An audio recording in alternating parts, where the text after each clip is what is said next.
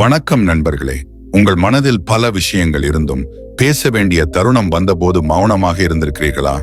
அல்லது சொல்ல விரும்பாத ஒன்றை சொல்லிவிட்டு ஐயோ அப்படி கேட்டிருக்கலாமே, இன்னும் கொஞ்சம் சாமர்த்தியமாக பேசியிருக்கலாமே என்று இரவு முழுவதும் யோசித்துக் கொண்டே இருந்திருக்கிறீர்களா? ஆம் என்றால் நீங்கள் தனி இல்லை. இந்த குழப்பம் எல்லோருக்கும் உண்டு. பள்ளியில், அலுவலகத்தில், உறவுகளில், சமூக ஊடகங்களில் கூட இந்த சிக்கல் உள்ளது. சிலர் பேசுவதை கற்றுக்கொள்கிறார்கள், மற்றவர்கள் கேட்டுக்கொண்டே இருக்கிறார்கள். ஆனால் இனி இல்லை. இன்று நான் உங்களுக்காக 10 உளவியல் நுட்பங்களை பற்றி சொல்லப் போகிறேன். இவை உங்கள் தகவல் தொடர்பு திறன்களை மேம்படுத்தி உங்களுக்கு புதிய பரிமாணத்தை அளிக்கும். பேசும் கலை என்பது ஒரு மாயவித்தைக்கு குறைவானதல்ல. இது உங்கள் தன்னம்பிக்கையை வெளிப்படுத்துவது மட்டுமல்லாமல், நீங்கள் பேசும் விதமே மக்கள் உங்களை முக்கியமாக கருதுவார்களா இல்லையா என்பதை தீர்மானிக்கிறது. இந்த கலையை புரிந்து கொள்ள நீங்கள் சாமர்த்தியமாக பேச கற்றுக்கொள்வது அவசியம். சாணக்கியரின் தந்திரங்கள் 1000 ஆண்டுகளுக்கு பிறகும் இன்றும் பொருத்தமானதாக இருக்கின்றன. அவர் சொன்னார், பேச்சு என்பது ஒரு உறவை உருவாக்கும் அல்லது உடைக்கும் சக்தி கொண்டது. ஒருவர் தனது வார்த்தைகளை நேரம் மற்றும் சூழ்நிலைக்கு ஏற்ப பேச கற்றுக்கொண்டால் எந்த ஒரு நிலையையும் தனக்கு சாதகமாக்கிக் கொள்ள முடியும் என்று அவர் நம்பினார். ஏனெனில் இந்த உலகில் அதிக நேர்மையாக இருப்பவர்கள்தான் அதிக இழப்பை சந்திக்கிறார்கள். வேண்டாம் என்று சொல்லத் தெரியாதவர்கள், எப்போதும் மௌனமாக இருப்பவர்கள், எல்லாரது கோரிக்கைக்கும் ஓடி ஓடி உதவுபவர்கள், இவர்களைத்தான் மக்கள் முதலில் பயன்படுத்திக் கொள்கிறார்கள். காட்டில் நேராக வளரும் மரம்தான் முதலில் வெட்டப்படுகிறது. அதுபோலத்தான் வாழ்க்கையிலும் நேர்மையானவர்கள்தான் முதலில் வெட்டப்படுகிறார்கள். சாணக்கியர் சொன்னது இன்றும் உண்மை. யோசித்து பாருங்கள். நீங்கள் ஒருவரை சந்திக்கிறீர்கள். அவர் பார்க்க அழகாக நல்ல ஆடைகளுடன் மிக கவர்ச்சியாக தெரிகிறார். ஆனால் அவர் பேச ஆரம்பித்தவுடன் அந்த நல்ல அபிப்பிராயம் முழுவதும் போய்விடுகிறது. ஏன் இப்படி நடக்கிறது? ஒருவரின் உண்மையான அடையாளம் அவரது பேச்சின் பாணியில் தான் இருக்கிறது.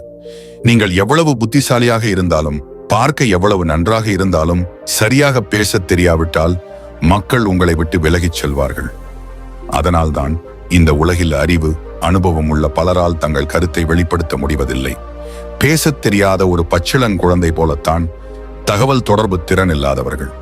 அவர்களுக்கு சரியான சொற்கள், சரியான வழிமுறைகள் தெரிவதில்லை.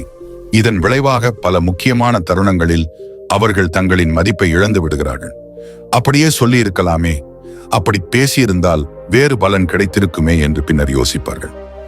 அது வேலை நேர்காணலாக இருந்தாலும், ஒரு வணிக ஒப்பந்தமாக இருந்தாலும், ஒரு அந்நியருடன் முதல் சந்திப்பாக இருந்தாலும், அல்லது டேட்டிங்காக இருந்தாலும், உங்கள் கருத்தை சரியான விதத்தில் தன்னம்பிக்கையுடன் சாமர்த்தியமாக சொல்லும் கலையை நீங்கள் அறிந்திருந்தால் எந்த சூழ்நிலையையும் நீங்கள் உங்கள் கட்டுப்பாட்டிற்கு கொண்டு வரலாம்.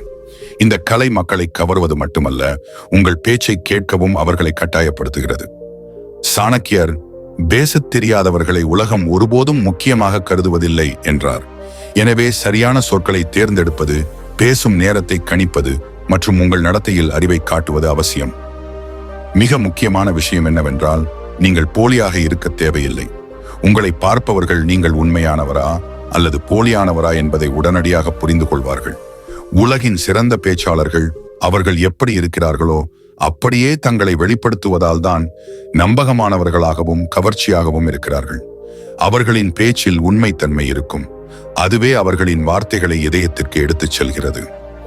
எனவே இப்போது எந்த ஒரு சூழ்நிலையிலும் எப்படி சாமர்த்தியமாக பேசுவது, மக்களின் கவனத்தை ஈர்ப்பது மற்றும் நீண்ட காலம் நினைவில் இருக்கும் ஒரு நல்ல அபிப்பிராயத்தை ஏற்படுத்துவது என்பதை பற்றி சொல்லும் 10 உளவியல் நுட்பங்களை கற்றுக்கொள்வோம்.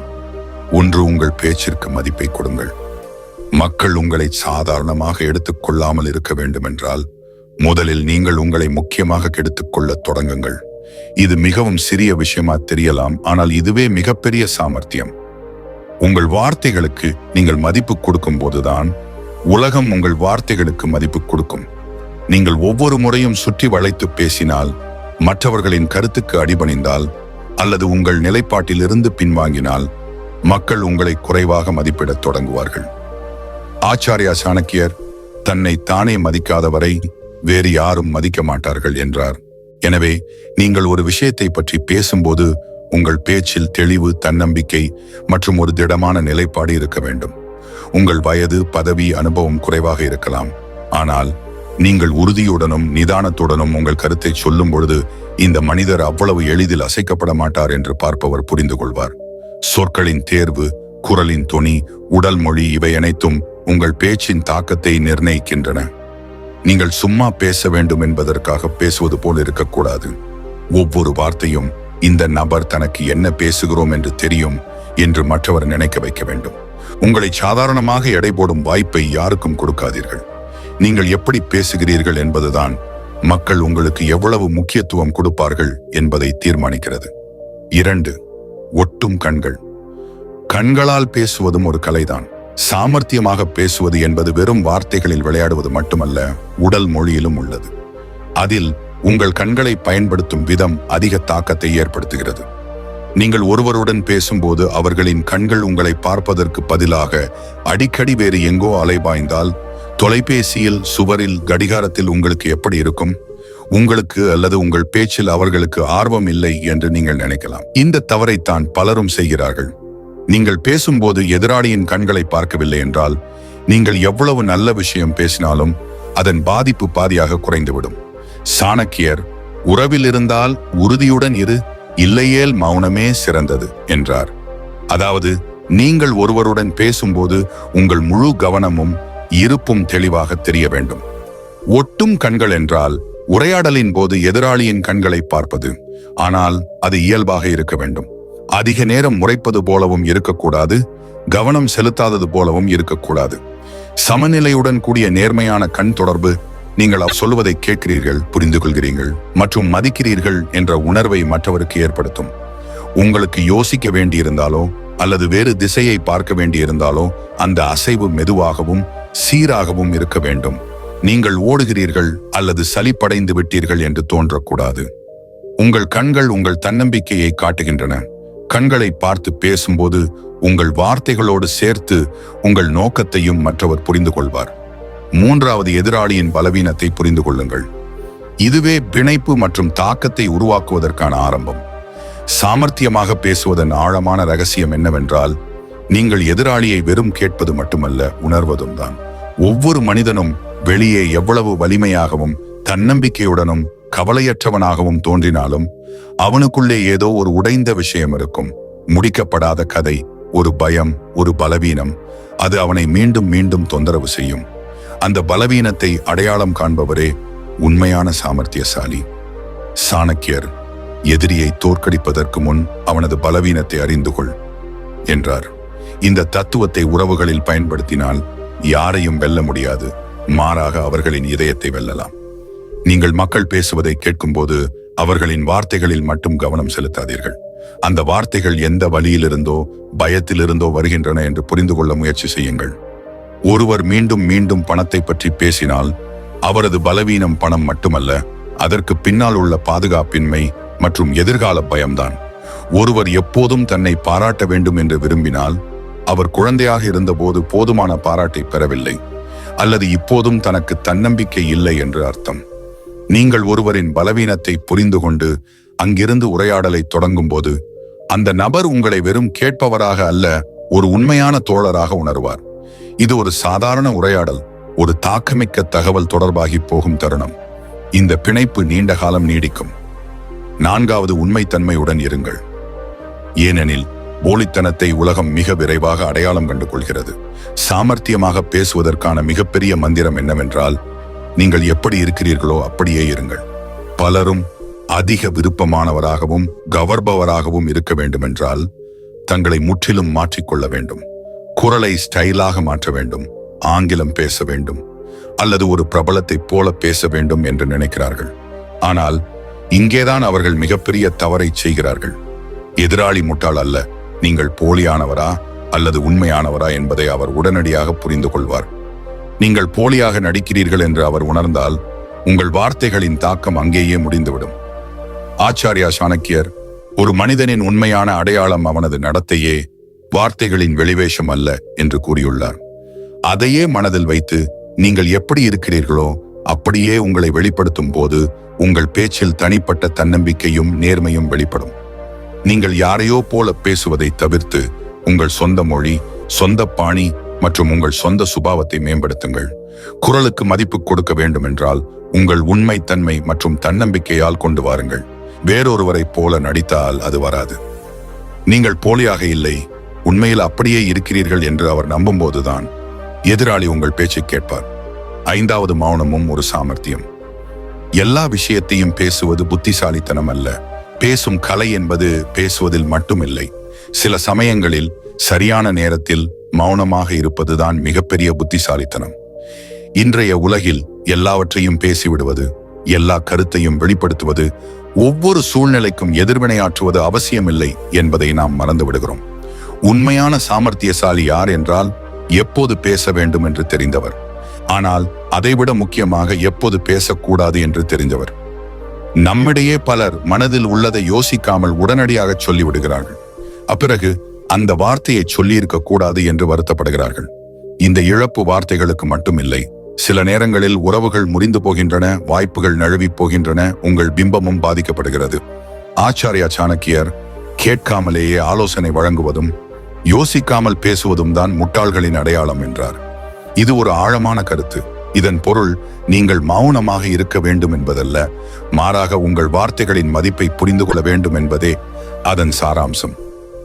ஒவ்வொரு உண்மையையும் எல்லோரிடமும் சொல்ல முடியாது. எல்லா விஷயத்தையும் எல்லா இடத்திலும் எல்லா நேரத்திலும் சொல்ல முடியாது. சில நேரங்களில் மௌனம்தான் உங்களை மிகவும் வித்தியாசமானவராகவும் புத்திசாலியாகவும் காட்டும் பலம்.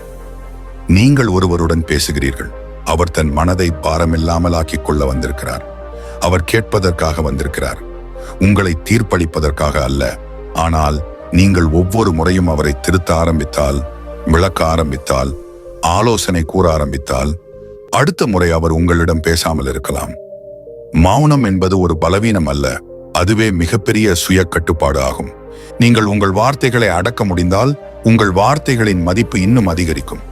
அப்படிப்பட்டவர் பேசும்போது மக்கள் கவனமாக கேட்பார்கள். ஏனென்றால் அவர் காரணம் இல்லாமல் பேச மாட்டார் என்று அவர்களுக்கு தெரியும். 6வது, எங்கே பேச வேண்டும், எங்கே மௌனமாக இருக்க வேண்டும். இதை புரிந்து கொள்வதும் ஒரு சாமர்த்தியம். பேசுவதில் வார்த்தைகள் மட்டும் பயன்படுத்தப்படுவதில்லை, அறிவும் பயன்படுத்தப்படுகிறது. அறிவின் மிகப்பெரிய அடையாளம் எங்கே பேச வேண்டும், எங்கே மௌனமாக இருக்க வேண்டும் என்று தெரிந்து கொள்வதுதான். சரியான நேரத்தில் பேசுவது உங்களுக்கு பாதைகளை திறக்கலாம். உங்கள் பேச்சால் மக்கள் கவரப்படலாம், உங்களுக்கு வாய்ப்புகள் கிடைக்கலாம், ஏன் உங்கள் வாழ்க்கையே மாறலாம். ஆனால் நீங்கள் பேச வேண்டிய இடத்தில் மௌனமாக இருந்தால் அந்த மௌனம் உங்கள் மிகப்பெரிய பலவீனமாக மாறலாம். எனவே முதலில் சூழ்நிலையையும் எதிராளியையும் புரிந்து கொள்ளுங்கள். உரையாடலை தொடங்கும் முன் சிறிது இடைவெளி எடுத்து யோசித்து கவனம் செலுத்துங்கள். ஒரு தலைப்பை பற்றி நீங்கள் பேச வேண்டுமானால் முதலில் நீங்களே அந்த தலைப்பில் ஆழமாக இறங்க வேண்டும். தயாரிப்பு இல்லாமல், புரிதல் இல்லாமல் நீங்கள் எதையாவது பேசினால் அது வெறும் இரைச்சலாக மட்டுமே இருக்கும். ஆனால் எதிராளியின் ஆர்வத்தை புரிந்து கொண்டு பேசும்போது உங்கள் பேச்சின் தாக்கம் அதிகமாக இருக்கும். இங்கே சாணக்கியரின் முக்கியமான சூத்திரம் நினைவிருக்கட்டும். சமயம், இடம் மற்றும் மனிதனுக்கு ஏற்பவே வார்த்தைகளை பயன்படுத்துங்கள். அதாவது உங்கள் வார்த்தை அப்பொழுதுதான் பயனுள்ளதாக கருதப்படும். அது நேரத்திற்கும் மனிதனுக்கும் ஏற்றதாக இருக்கும். இப்போது கேள்வி என்னவென்றால், எதிராளியின் ஆர்வம் என்னவென்று எப்படி தெரிந்து கொள்வது? இன்றைய டிஜிட்டல் உலகில் இதற்கு பதில் மிகவும் எளிது. சமூக ஊடக தளங்களில் சிறிது கவனம் செலுத்துங்கள். அவர் எந்த பக்கங்களை பின்பற்றுகிறார், எதை விரும்புகிறார், எந்த தலைப்பில் அதிகம் எதிர்வினையாற்றுகிறார், எந்த தலைவர் அல்லது பிரபலத்துடன் அவர் தொடர்பு கொள்கிறார், எந்த நிறுவனங்கள் அல்லது பிராண்டுகளில் அவருக்கு ஆர்வம் உள்ளது. இந்த விஷயங்களை தெரிந்து கொண்டு நீங்கள் தொடர்புடைய ஒரு விஷயத்தை ஆரம்பிக்கும் போது எதிராளி உடனடியாக தன்னை பிணைத்துக் கொள்வார். அட, இவர் என்னை பற்றி பேசுகிறாரே என்று அவர் நினைக்கும் தருணம் இதுதான். அங்கிருந்துதான் உரையாடலின் ஒரு வலுவான பாலம் கட்டப்படுகிறது. உங்களுக்கு இதில் உங்கள் பலனுக்குரிய விஷயம் உள்ளது என்று எதிராளிக்கு உணர வைத்தால் அவர் உங்களை வெறும் கேட்க மாட்டார், கவனமாக கேட்பார். 7 வேண்டாம் என்று சொல்ல கற்றுக்கொள்ளுங்கள். எல்லோரையும் திருப்திப்படுத்த முயல்வது மிகப்பெரிய ஏமாற்றம்.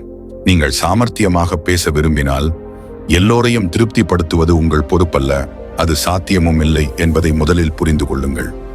நீங்கள் ஒவ்வொரு முறையும் ஆம் என்று சொல்லும்போது உங்கள் மதிப்பை நீங்களே குறைத்துக் கொள்கிறீர்கள். பலரும் வேண்டாம் என்று சொல்ல பயப்படுகிறார்கள். ஏனென்றால் எதிராளி வருத்தப்படுவார், கோபப்படுவார் அல்லது உறவுகள் கெட்டுவிடும் என்று நினைக்கிறார்கள். ஆனால் உண்மை என்னவென்றால், எப்போதும் ஆம் என்று சொல்பவரால் தனக்காக எதையும் செய்ய முடியாது. சாணக்கியர் எல்லோரும் திருப்திப்படுத்த முயலும் நபர் இறுதியில் தன்னையே இழந்து விடுகிறார் என்றார். இது இன்றைய தொழில் மற்றும் தனிப்பட்ட வாழ்க்கை இரண்டிற்கும் பொருந்தும். வேண்டாம் என்று சொல்வதும் ஒரு கலை மற்றும் ஒரு அவசியமான சாமர்த்தியம் என்பதை நீங்கள் புரிந்து கொள்ள வேண்டும். நீங்கள் எல்லோருக்கும் எப்போதும் கிடைக்கக்கூடியவராக இருக்க வேண்டியதில்லை. நீங்கள் எல்லோருக்கும் தயாராக இருந்தால் மக்கள் உங்களை குறைவாக மதிப்பிடத் தொடங்குவார்கள். உங்களுக்கு எந்த ஒரு முன்னுரிமையும் இல்லை என்று அவர்கள் நினைப்பார்கள். அங்கிருந்துதான் உங்கள் மதிப்பு குறைகிறது. ஒரு விஷயத்தை மறுக்கும்போது தெளிவாகவும் நேரடியாகவும் சொல்லுங்கள். சுற்றி வளைத்து பேசாதீர்கள். என்னால் இதை செய்ய முடியாது, ஏனென்றால் எனக்கு என் வேலைகள் உள்ளன என்று சொல்வதால் உங்கள் மரியாதை குறைவதில்லை, உறவுகளும் முறிவதில்லை. மாறாக மக்கள் உங்களை உங்கள் எல்லைகளை அறிந்த தனக்கு நேர்மையான ஒருவராக பார்க்கிறார்கள். உண்மை என்னவென்றால், யாருக்கும் யாருடைய நல்ல புத்தகத்திலும் ஒரு மையப்படுத்தப்பட்ட கவனமில்லாத நபரே இடம்பெறுவார். எல்லோரின் பின்னாலும் ஓடுபவர் கடைசியில் சோர்வடைவார், எங்கும் போய் சேரமாட்டார். உங்கள் குறிக்கோள் எல்லோரையும் மகிழ்ச்சிப்படுத்துவது என்றால், ஆனால் வாழ்க்கையில் பெரிய எதையும் சாதிக்க முடியாது. 8. குறைவாக பேசுங்கள், ஆனால் இதயத்திலும் மனதிலும் இறங்குமாறு பேசுங்கள். சாமர்த்தியமாக பேசுவது என்பது எப்போதும் அதிகம் பேசுவது அல்ல. குறைந்த வார்த்தைகளில் பெரிய தாக்கமிக்க விஷயத்தை சொல்ல முடிவதுதான் உண்மையான புத்திசாலித்தனம். இன்றைய உலகில் பலர் அதிகம் பேசினால் அதிக புத்திசாலி அல்லது அறிவாளி போல தெரிவார்கள் என்று நினைக்கிறார்கள். ஆனால் உண்மை என்னவென்றால், அதிகம் பேசுவதால் மக்கள் சலிப்படைந்து விடுவார்கள். உங்கள் பேச்சின் தாக்கம் குறையும். பல நேரங்களில் உங்கள் சொந்த வார்த்தைகளிலேயே நீங்கள் சிக்கிக்கொள்வீர்கள். ஆச்சாரியா சாணக்கியர், முட்டாள்களின் அடையாளம் அவர்கள் என்ன பேசுகிறார்கள் என்பதல்ல, உண்மையான அடையாளம் அவர்கள் எப்பொழுது மௌனமாக இருக்கிறார்கள் என்பதே என்றார். அதாவது, மௌனமாக இருக்க வேண்டிய நேரத்தை புரிந்து கொள்வதும் பேச வேண்டிய சரியான தருணத்தை அறிவதும் சாமர்த்தியம். உண்மையான புத்திசாலி பேசுவதற்கு முன் யோசிப்பவர்தான். அவர் வார்த்தைகளின் மதிப்பை அறிந்தவர். ஒவ்வொரு வாக்கியத்தையும் ஒரு அம்பு போல பயன்படுத்துவார். நீண்ட நேரம் பேசுவதால் மக்கள் உங்களை முக்கியமாக கருத மாட்டார்கள். ஆனால் நீங்கள் குறைந்த வார்த்தைகளில் ஆழமான ஒரு விஷயத்தை சொல்லும்போது அது கேட்பவரின் இதயத்தை தொட்டு மனதில் பதிந்துவிடும். 9. கேட்க கற்றுக்கொள்ளுங்கள். மிக குறைவாக பேசுபவரே மிகவும் சாமர்த்தியமானவர். உங்கள் பேச்சை மக்கள் கவனமாக கேட்க வேண்டுமென்றால் முதலில் நீங்கள் மற்றவர்கள் பேசுவதை கவனமாக கேட்க கற்றுக்கொள்ள வேண்டும். இது மிகவும் எளிமையானதாக தெரிகிறது, ஆனால் இதுவே மிகப்பெரிய சாமர்த்தியம். இன்றைய உலகில் எல்லோரும் பேச விரும்புகிறார்கள், ஆனால் கேட்பவர்கள் மிக குறைவு. இங்கேதான் புத்திசாலிகள் மற்றவர்களிடமிருந்து தனித்து நிற்கிறார்கள். சாணக்கிய நீதி கூறுகிறது, யார் கேட்கிறாரோ அவரே கற்றுக்கொள்கிறார், யார் கற்றுக்கொள்கிறாரோ அவரே சரியான முடிவை சரியான நேரத்தில் எடுக்கிறார். கேட்பது என்றால் வார்த்தைகளை பிடிப்பது மட்டுமல்ல, எதிராளியின் உணர்ச்சிகள், சிந்தனைகள் மற்றும் நோக்கங்களை புரிந்து கொள்வது. நீங்கள் ஒருவரின் பேச்சை கவனமாக கேட்கும் பொழுது அவரை நீங்கள் நன்றாக புரிந்து கொள்ள முடியும். அவருக்கு என்ன தேவை, அவர் என்ன நினைக்கிறார், எந்த விஷயங்களால் அவர் பாதிக்கப்படுகிறார். நீங்கள் கேட்கும்போது அந்த நபரின் மனதின் வரைபடத்தை படிக்கிறீர்கள்.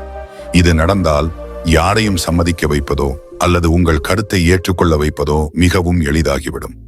உரையாடலில் தாக்கத்தை ஏற்படுத்த வெறும் வார்த்தைகள் அல்ல, புத்திசாலித்தனம் வேண்டும். அந்த புத்திசாலித்தனம் கேட்பதிலிருந்து வருகிறது. 10. எதிராளியின் உடல் மொழியை படிக்க கற்றுக்கொள்ளுங்கள். அப்போதுதான் உண்மையான சாமர்த்தியம் தொடங்குகிறது. நீங்கள் ஒரு படத்தை குரலை மௌனமாக்கி பார்த்தது உண்டா? குரல் வராது, ஆனாலும் நடிகர்களின் முகபாவனைகளை பார்த்து காட்சியில் என்ன நடக்கிறது என்று நீங்கள் யூகிக்க முடியும். சோகம், கோபம், காதல் அல்லது பயம். இது ஏன் நடக்கிறது என்றால், மனிதனின் உடல் மொழியும் முகபாவனைகளும் ஒரு வார்த்தை கூட இல்லாமல் நிறைய சொல்கின்றன. இதே நுட்பத்தை நீங்கள் நிஜ வாழ்க்கை தகவல் தொடர்பிலும் பயன்படுத்த வேண்டும்.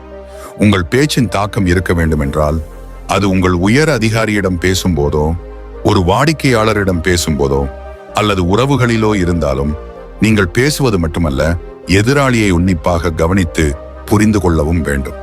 பேசும்போது எதிராளி எப்படி பதிலளிக்கிறார் என்பதை கவனியுங்கள். அவரது கண்கள் என்ன சொல்கின்றன? அவர் உங்கள் பேச்சில் ஆர்வமாக இருக்கிறாரா அல்லது வெறும் நடிப்பை மட்டுமே கொடுக்கிறாரா? அவர் சிரிக்கிறாரா அல்லது சலிப்படைகிறாரா? எதிராளி உங்கள் பேச்சில் உண்மையாக ஆர்வம் காட்டினால் நீங்கள் பேச்சை தொடர வேண்டும். ஆனால் அவர் அலட்சியமாக தெரிந்தால், மீண்டும் மீண்டும் கடிகாரத்தை பார்த்தால் அல்லது வேறு எங்கோ கவனம் சிதறினால், தலைப்பை மாற்ற வேண்டிய நேரம் வந்துவிட்டது என்று புரிந்து கொள்ளுங்கள். நீங்கள் அவரை இடையில் ஒரு கேள்வியை கேட்டு மீண்டும் உரையாடலுக்கு கொண்டு வரலாம் அல்லது அவரது ஆர்வத்துடன் தொடர்புடைய விஷயத்திற்கு மாறலாம். சாணக்கிய நீதி இதைத்தான் கற்பிக்கிறது.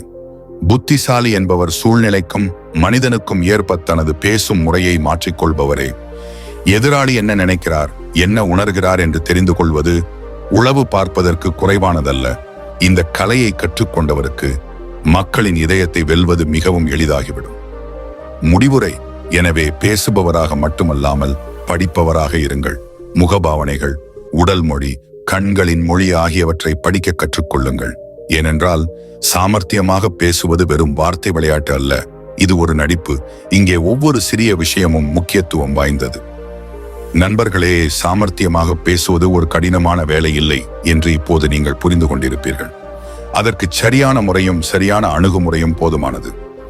இந்த குறிப்புகள் உங்களுக்கு பிடித்திருந்தால், உங்கள் உரையாடலிலும் இந்த கலையை நீங்கள் பின்பற்ற விரும்பினால் இதை லைக் செய்து ஷேர் செய்யுங்கள்.